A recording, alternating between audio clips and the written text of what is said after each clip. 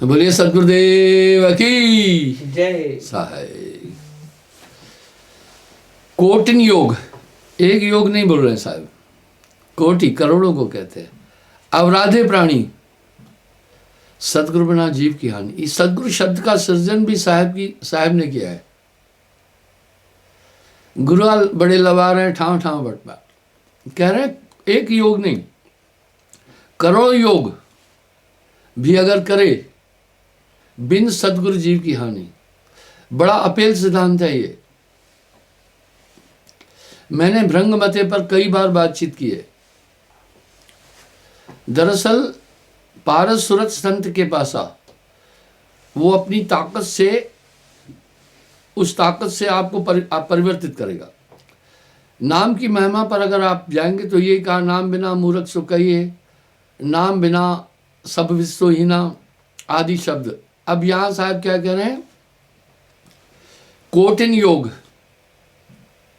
एक योग नहीं करोड़ों योग, अवराधे प्राणी सदगुरु बिना जीव की हानि। यह सिद्धांत अपेल है। सदगुरु अगम गंभे बतलाए, यानी अब यहां पर एक साहब एक शब्द और कह रहे हैं,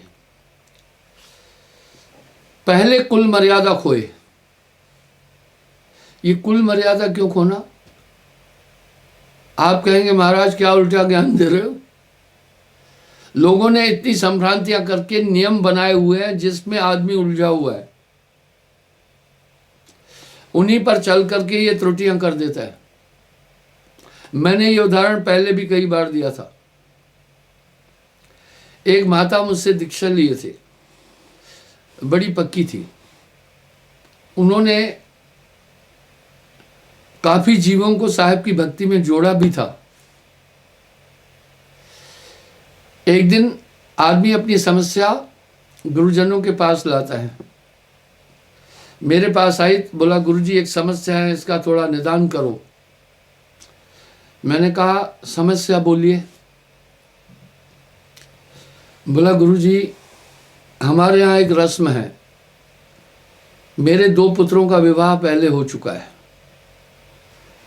अब तीसरे का विवाह करना है, इसमें थोड़ी दिक्कत आ रही है। मैंने कहा आप दिक्कत बताइए, तभी तो निदान ढूंढा जाएगा।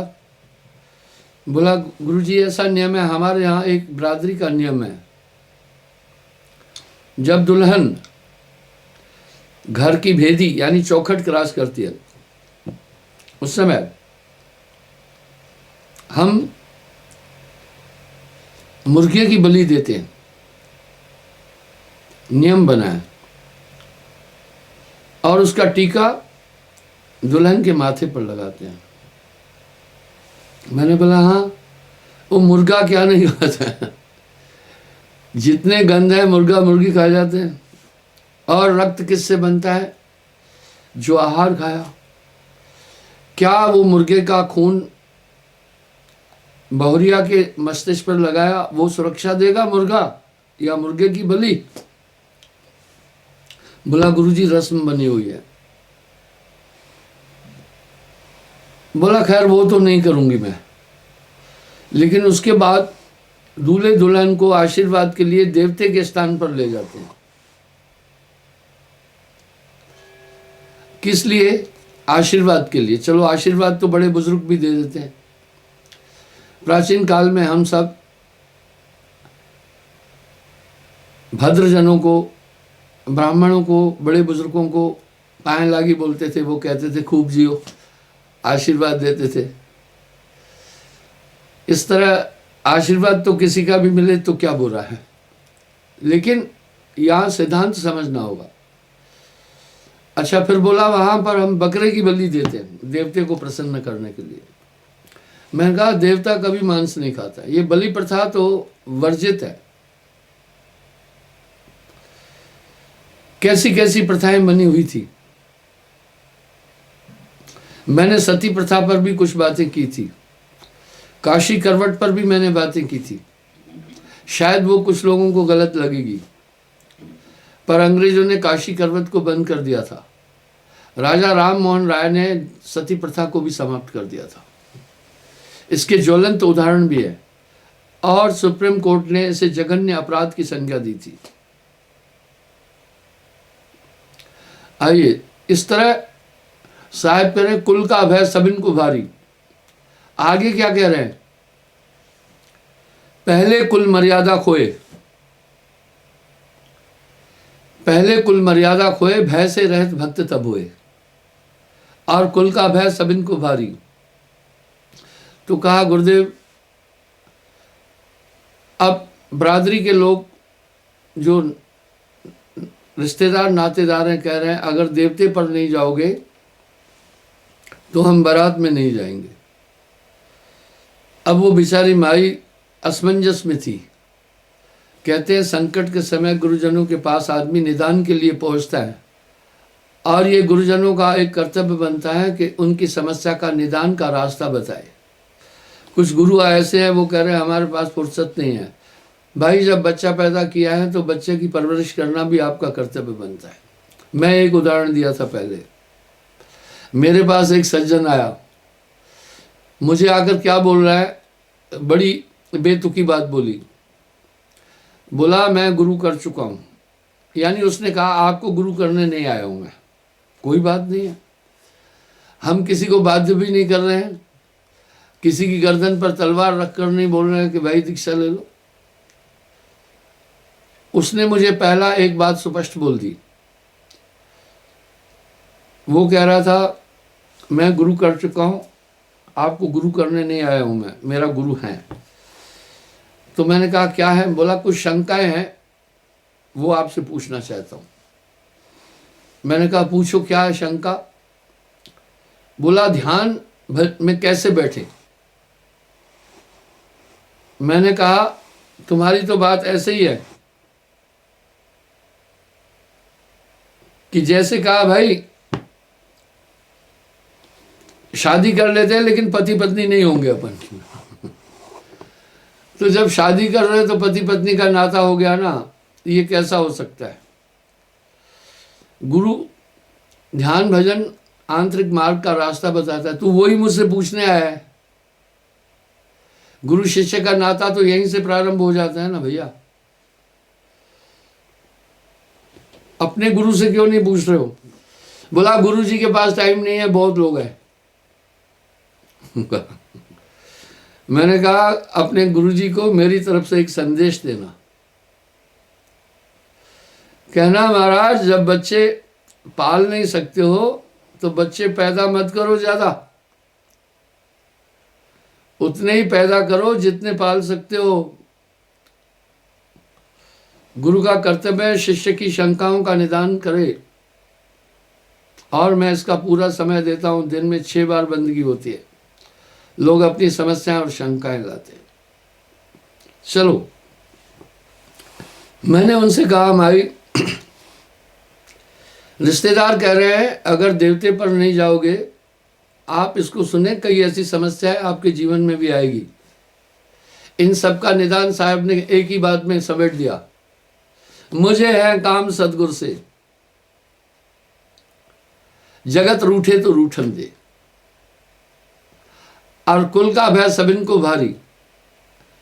मैंने कहा माई, अब माई हाँ और ना के बीच थी। शायद कुछ खास रिश्तेदारों ने भी कहा होगा बलि दो।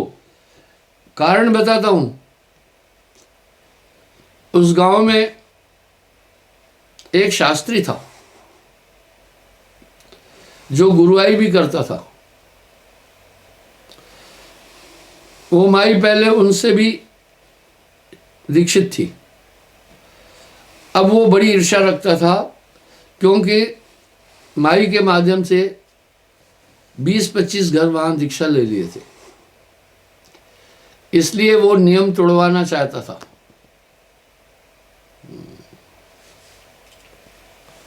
कैसे नियम तोड़ाया जाता है आपको ध्यान होगा, हमने नामदान के टाइम पर एक बात बोली है, टोना टोटका जादू झड़ी जंत्र मंत्र आदि नहीं मानना, ये तामस भक्ति है। अब यहाँ आपको और झाड़ा फूकी नहीं करना। यहाँ लोग कैसे आपको व्यथित करेंगे, कैसे परेशान करेंगे वो सुने। ये आपको सतर्क करने के लिए बात उठा रहा हूं। अगर आपके बेटे की शादी हुई 1-2 साल में, अगर वो आस में नहीं आई, तो पता है नजदीकी रिश्तेदार नातेदार जो भक्ति नहीं पकड़े हुए हैं, मन चले हैं, आकर आपको कहेंगे देवते छोड़ दिए इसलिए बच्चा नहीं हो रहा है। मैं कहता हूं उन्होंने कौन सी दूरबीन से ये कारण देखा। वो आपको निसंदेह व्यथित करने की चेष्टा करेंगे। इसलिए तो साहब क्या कह रहे हैं, मुझे है काम सदगुरु से, जगत रूठे तो रूठन दे। और पलटू साहब ने खूब कह दिया है, जगत भगत में बह रहा है चारों युग प्रमाण। ठीक है, कोई बात नहीं है।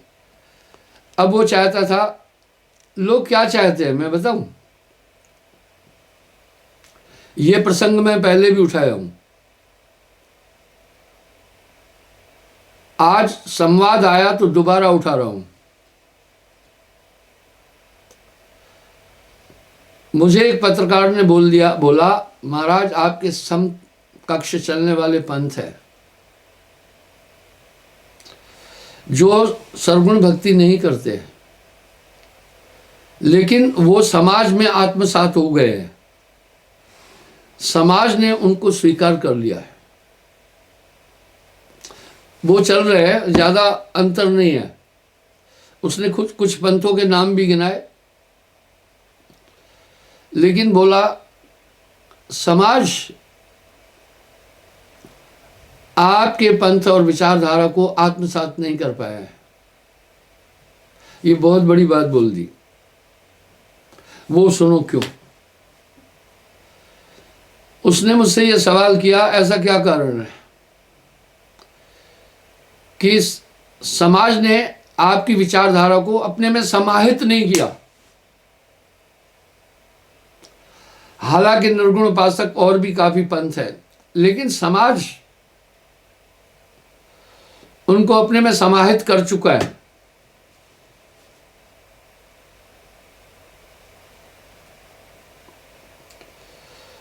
पर समाज आपके पंथ और विचारधारा को समाहित नहीं कर पाया है। बहुत बड़ी बात थी। उत्तर ध्यान से सुनना, वो आपके काम में आएगा। मैंने कहा प्रश्न आपका है, उत्तर मेरा है और निर्णय आपने करना है। जो लोग हमारे पंथ को ज्वाइन करते हैं या हमारी भक्ति को, उनको मैं पहले एक बात रखता हूं उनके सामने। 3 महीने के अंदर मांस या शराब का सेवन नहीं किया हुआ, अगर जो किया हुआ है उसको मैं कहता हूं अगली बार आना। और उसे फिर मैं दोबारा 7 नियम बताता हूं। सत्य बोलना, मांस न खाना, शराब न पीना, परस्त्री गमन न करना, चोरी न करना, जुआ न खेलना, हक की कमाई खाना। मैंने पत्रकार से पूछा, क्या इनमें से कोई नियम ऐसा है जो राष्ट्र के लिए, किसी धर्म के लिए, मानवता के लिए बाधक और हानिकारक हो? बोला नहीं, ये तो हम बच्चों को भी बताते हैं। मैंने कहा तो ठीक है, आगे बढ़ता हूं। मैंने बोला फिर मैं एक परमात्मा की उपासना बताता हूं जो शास्त्र सहित है। वेद भी कहता है एको ब्रह्म द्वितीय नास्ति, और सभी धर्म प्रवर्तकों का एक ही संदेश है, एक परमात्मा की उपासना। इसलिए अनादि अविगत अनादि ब्रह्म की उपासना बताता हूं, एक परमात्मा की। बोला ये भी कोई बुराई नहीं है, ये भी चलेगा। फिर आखिर विरोध क्यों है? मैं बोला विरोध क्यों है वो सुनना।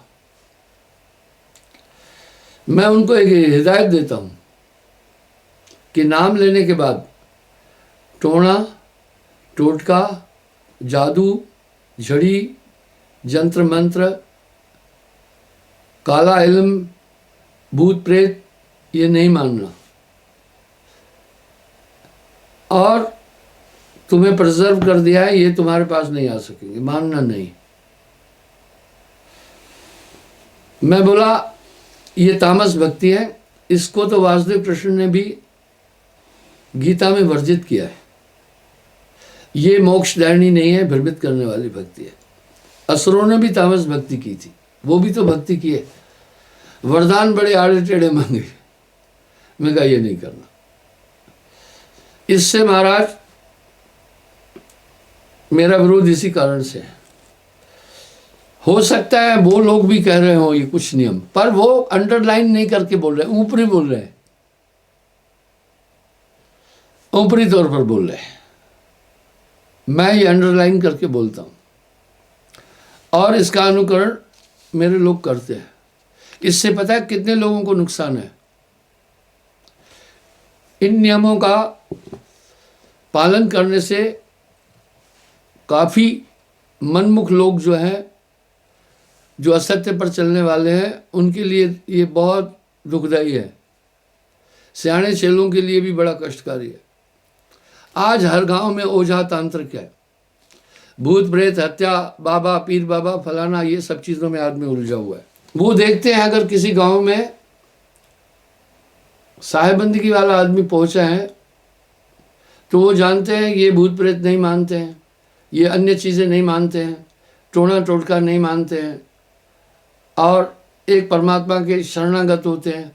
ये उनको पीड़ा होती है। बाकी पंथ, आपको सत्य बता रहा हूँ, इसलिए आत्मसात हो गए। पत्रकारों को बोला, वो उन वाले भी कर रहे हैं और गुरु वाले भी कर रहे हैं। पैर मत रख तू दो कश्तियों में, पैर मत रख तू दो कश्तियों में, डूब जाएगा तू देख वरना। वो सब चीज करते हैं। और मैं गांव गांव घूमकर, घर घर घूमकर प्रवचन देता हूं, लोगों को यही समझाता हूं, एक नाम को जानकर दूजा दे भाई, इन चीजों में नहीं जाना। इसलिए वो सियाने चेले, तांत्रिक, ओझा, झड़ाई फुकाई वाले बहुत नाराज हैं। इससे उनके हितों का नुकसान होता है। आपको ध्यान होगा 3-4 दिन पहले मैंने प्रवचन में एक बात कही थी, मेरी निंदा 3 कारण से होती है। मैं जानता हूं बॉक्सिंग रिंग में जैसे उतरने वाला सिर्फ पंच मारना नहीं सीखता है, उसको पता है पंच आएगा भी। अगला भी जो मेरा प्रतिद्वंदी है वो भी कुछ सीख गया है। वो जानता है एक पंच आड़ा टेढ़ा लगा तो धराशायी हो जाएंगे, इसलिए वो वार करने के साथ वार बचाना भी सीखता है।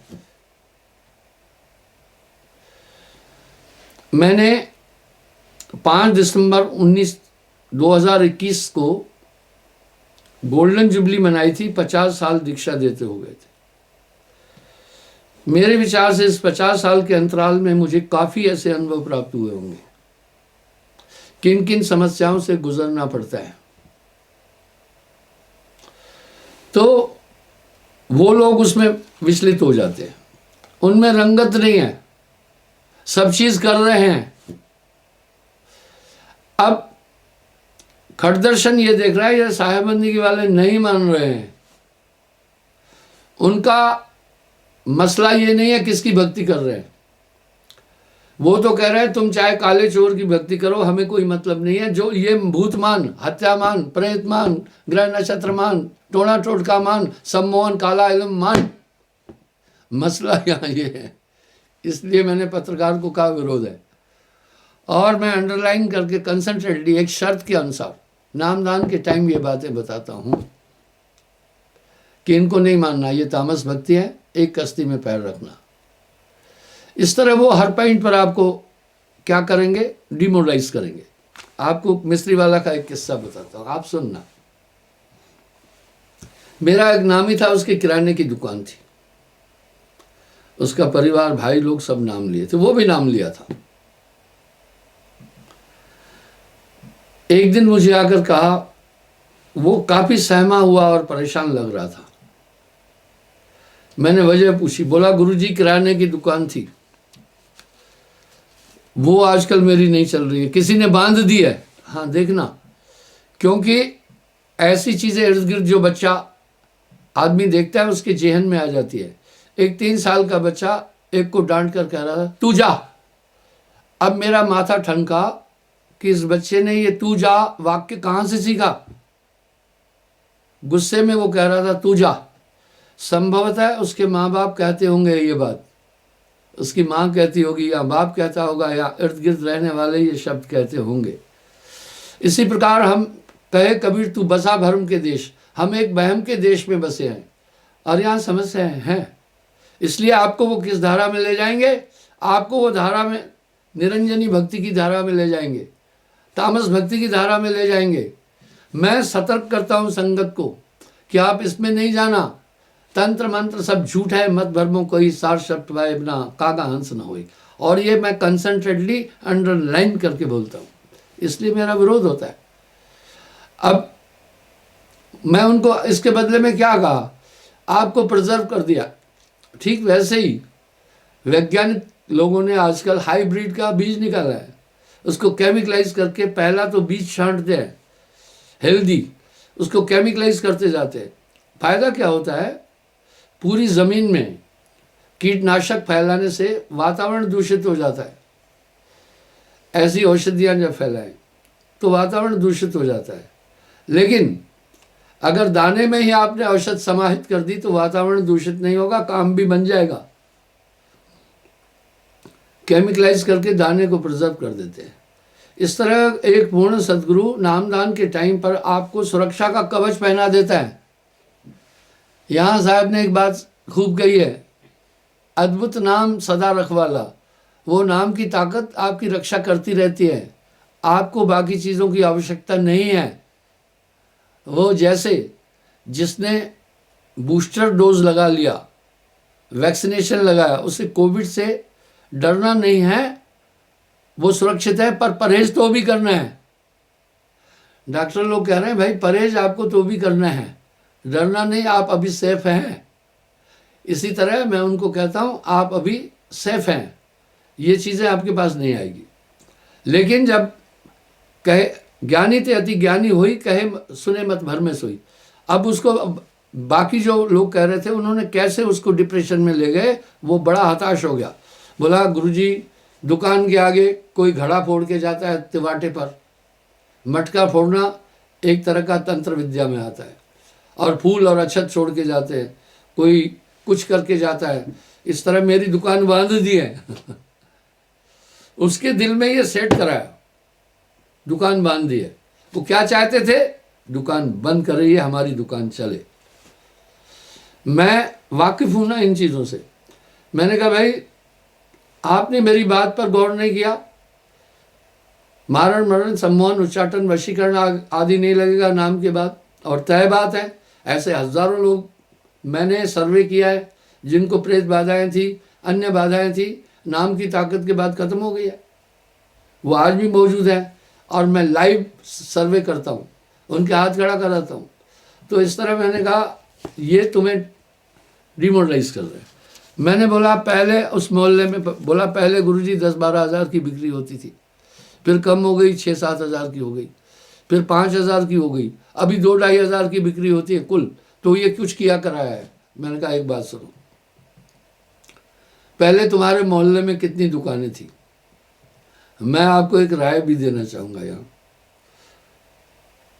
आजकल 2 चीज़ों का ट्रेंड ज़्यादा है। आजकल सर्विस ज़्यादा नहीं मिल रही है, नहीं मिल रही है, इसलिए लोग प्राइवेट सर्विस और 2 चीज़ों की तरफ ज़्यादा बढ़ रहे हैं,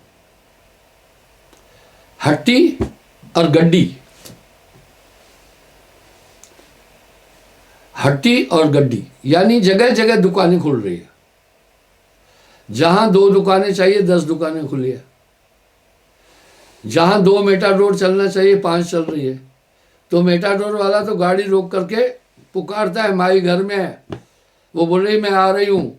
अब माई जोड़ा बांध रही है, वो गाड़ी लेके खड़ा हुआ है तब तक भी, फिर माई कह रही है अभी आ रही हूँ, चुन्नी उठा रही हूँ, आ रही हूँ, इशारा करती आ रही, वो खड़ा हुआ है और उसमें सवारियाँ भी है, फिर कह रहे बच्चा भी साथ में है, मैं अभी आ रही हूँ, वो कहता है जल्दी आओ जल्दी। इस तरह से आजकल दो चीज़ें ज़्यादा हो रही हैं और अधिकता होने के कारण दोनों चीज़ें फैल हो रही है। जो गाड़ियां हैं वो भी फैल हो रही है, दुकानें काफ़ी फैल हो रही हैं। अब इसको आप पॉजिटिव लेना। मैंने उसको समझाया, भाई पहले आपकी एक ही दुकान थी मोहल्ले में, तो ग्राहक आपके पास आते, उसने अपनी ग्राहकी जमाई। तू इतना चालाक नहीं है, उसने पहले सस्ता सामान दिया, सबको अपने से कनेक्ट कर लिया। अभी 2-3 दुकानें हो गई, तुम्हारी ग्राहकी बट गई है। अब तू हिम्मत कर, वो तेरी दुकान बंद करना चाहते हैं, इसलिए कहीं वो गड़ा बोल रहे हैं, कहीं कुछ तंत्र विद्या करके जा रहे हैं। तू घबरा मत, ये इस कारण से हुआ। अब तू अगर उस तरफ गया तो दो चीज़ नुकसान होगी, दुकान भी तो तुम्हारी जाएगी, और दूसरा क्या होगा भैया, तू भक्ति से भी तो गया ना, गुरु के शब्द से भी उतर गया ना। मुझे है काम सतगुरु से, जगत रूठे तो रूठन दे। अब सुनना, आप दृढ़ रहो ना। यहाँ साहब एक शब्द कह रहे हैं, गुरु मग दृढ़ पग राखिए, डिगमिग छाड़। आप अपने में संतुष्ट रहो कि आपको जो रास्ता दिया विचार करो वो ठीक है या नहीं, जो आप नियम पालन कर रहे हैं वो ठीक है या नहीं। वाह, मैं आज फिर वो एक उदाहरण देता हूँ, दुनिया क्या कह रही है इस तरफ मत जाना। एक लड़के ने अपने बूढ़े बाप से कहा, पिताजी कुछ ऐसा फार्मूला बताओ सबको खुश कर सकूं। बुजुर्ग को काफी अनुभव थे जिंदगी के। उसने कहा अच्छा ठीक है। उसने कहा मेरे साथ चलो, लेकिन तुम कुछ बोलना नहीं, जो मैं कहूं करते चलना, कैसे दुनिया को खुश करना है समझा दूंगा। लड़के में उत्सुकता थी, जिज्ञासा थी। एक घोड़ा लिया, घोड़ा मध्यम था, ज्यादा हेल्दी भी नहीं था, कमजोर भी नहीं था। अब बूढ़ा घोड़े पर बैठा, बच्चे को कहा लगाम और रास पकड़, और जाने लगे। बीच में गांव आया, वहां कुछ चौपाल थी, लोगों की बैठे थे। लोगों ने कहा देखो देखो, ये हमारे बूढ़ा हो गया, इसका शौक अभी भी नहीं जा रहा है, राजा की तरह खुद घोड़े पर बैठा है, बेटे को लगाम पकड़वा दी। चुप। बाप ने इशारा किया, कुछ नहीं बोला। गांव के बाहर जाने के बाद बाप ने बेटे को कहा, भाई सुन, आप बैठे घोड़े पर, मैं बैठा घोड़े पर, लोगों को मंजूर नहीं था। उन्होंने तंज कसा। अब ऐसा करो, तुम बैठ जाओ, मैं घोड़े की रास पकड़ लेता हूं। लड़का बैठ गया, बूढ़े ने रास पकड़ी, लगाम पकड़ी, चलने लगे पैदल, बूढ़ा और लड़का घोड़े पर। आगे और एक झुंड मिला व्यक्तियों का। उन्होंने कहा देखो देखो कैसा कलयुग आ गया, बेशरम खुद बैठा है घोड़े पर और बूढ़ा बाप लगाम पकड़ के चल रहा है नीचे। बाप ने फिर इशारा किया, कुछ नहीं बोल रहा। आगे जाकर कहा देख भाई, पहले मैं बैठा था, लोगों को पसंद नहीं आया, तब भी उन्होंने हुट किया, तंज कसा, तुझे बिठाया वो भी पसंद नहीं आया। अब ऐसा करते हैं, दोनों बैठ जाते हैं। वो दोनों, मैं आपको ये बताना चाहता हूं दुनिया क्या है, आप समझना। जेते घट तेते व्रत, अचरज कथो न जाए। आ गई, दोनों बैठ गए घोड़े पर। आगे जाने के बाद एक और टोला मिल गया कुछ लोगों का। उन्होंने कहा भाई देखो कितने निर्दयी है, अरे घोड़े पर एक बैठ जाना था कोई, दोनों बैठ गए, घोड़ा वजन नहीं उठा पा रहा है, हत्यारे कहेंगे। चुप। बोला देख बेटे, अब हम दोनों बैठे, लोगों को ये भी अपेक्ष हुआ, मंजूर नहीं किया। अब ऐसा करते हैं, थोड़ा बहुत सामान है उठा दूं सर पर, मैं रास पकड़ता हूं, पैदल चलते हैं दोनों। दोनों पैदल चल पड़े। आगे और गांव आया, बुलाओ भाई क्या बात है, काफी दूर से आए हुए हो और सामान अपने सर पर रखे हुए हो, घोड़ा खाली चल रहा है। अरे दोनों बैठ जाना चाहिए था, अगर नहीं दोनों बैठे एक बैठना था। अरे एक नहीं बैठा, कम से कम सामान तो घोड़े के ऊपर लादना था, बेवकूफो। बूढ़े ने इशारा किया मत बोल। बोला देखो अब ये भी नहीं पसंद आया। अब ऐसा करते हैं, घोड़े की 4 टांगे बांधते हैं, बीच में डंडा देकर कंधे पर घोड़े को उठा लेते हैं, एक साइड तू कंधे पर पकड़, एक मैं पकड़ता हूँ, आजा। अजी वो घोड़े को ऐसे ले जा रहे थे। आगे लोगों ने पूछा, ओ भाई घोड़ा बीमार है क्या, या मर गया क्या है? बोला नहीं, जिंदा है। बोला फिर इसको कैसे, बेवकूफ हो, इसको बांध कर मरे हुए की तरह क्यों ले जा रहे हो? अरे बैठना चाहिए था, एक कोई बैठता, एक नहीं बैठा, दोनों बैठ जाना था, दोनों नहीं बैठे, एक बैठना था, एक नहीं बैठे, तो सामान उस पर रखना था, सामान नहीं रखना था तो खाली चलने देना था, लेकिन इसको लाद कर क्यों ले जा रहे हो?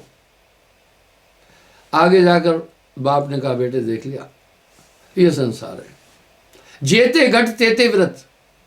संतों ने ये हिदायत पहले से दे रखी है।